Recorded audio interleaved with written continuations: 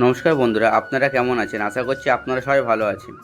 আজকে আমি আমার পদ্মের টিউবার বসানোর জন্য মাটি প্রস্তুত করছি। আর এই মাটিটি আমি একেবারে সব কিছু মিশিয়ে না দিয়ে লেয়ার পদ্ধতিতে তৈরি করছি। প্রথমে গামলার নিচের দিকে আমি ভালোভাবে পচানো গোবর সার দিচ্ছি।